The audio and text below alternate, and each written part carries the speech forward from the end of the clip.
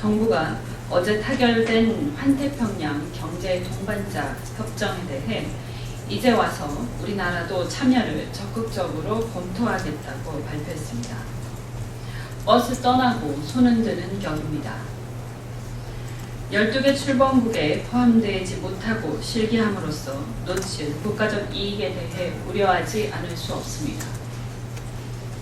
TPP 출범국에 무조건 들어야 한다는 게 아닙니다. 차라리 정부가 신중한 고민 끝에 이러저러 해서 차후 가입키로 했다, 그렇게 얘기한다면 그래도 존중할 만합니다.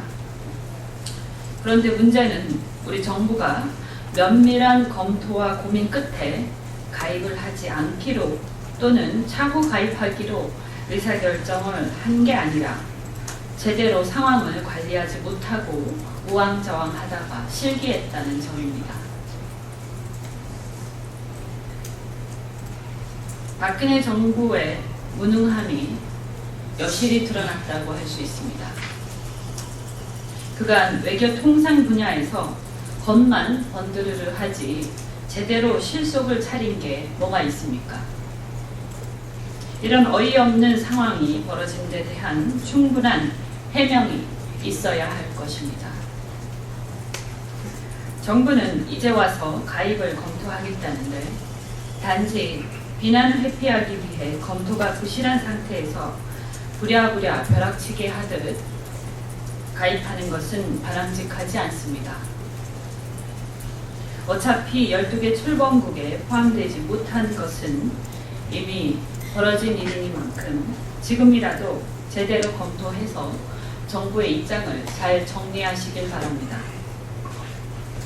또한 그 과정에서 국회와도 면밀히 상의하여야 할 것입니다.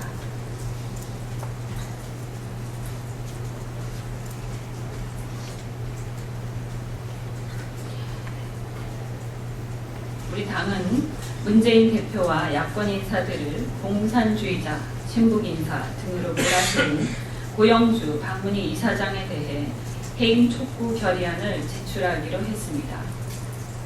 오늘 상임위 차원에서 여야 간 합의가 불발될 경우 우리 당 차원에서라도 해임 촉구 결의안을 제출할 것입니다.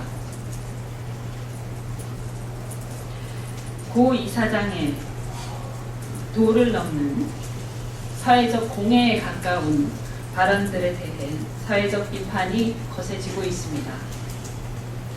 오늘은 후배 법조인들마저 고 이사장이 방문지 수장으로 자격이 없다며 사퇴를 촉구하고 나섰습니다. 고영주 이사장은 공직자로서의 균형을 현저히 상실한 극소수의 과격하고 편협한 우경 세력으로 보입니다.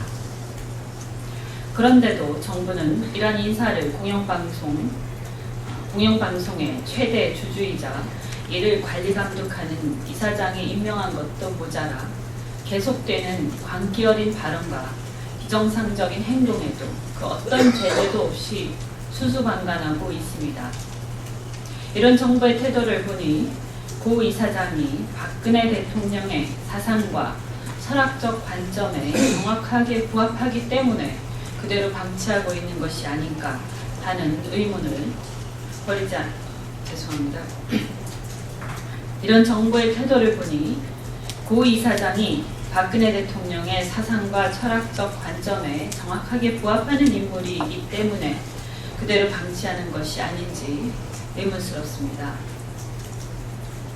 이번 국감을 통해 고 이사장의 극단주의가 면밀히 드러났음은 그 누구도 부정할 수 없는 사실입니다. 박근혜 대통령이 고 이사장에 대해 계속적으로 묵인한다면 대한민국의 통합적 리더십을 발휘해야 할 대통령으로서의 자격에 의심을 받지 않을 수 없을 것입니다. 만약 그것이 아니라면 참사에 가까운 이 인사의 잘못을 인정하고 즉각 해임하기 바랍니다.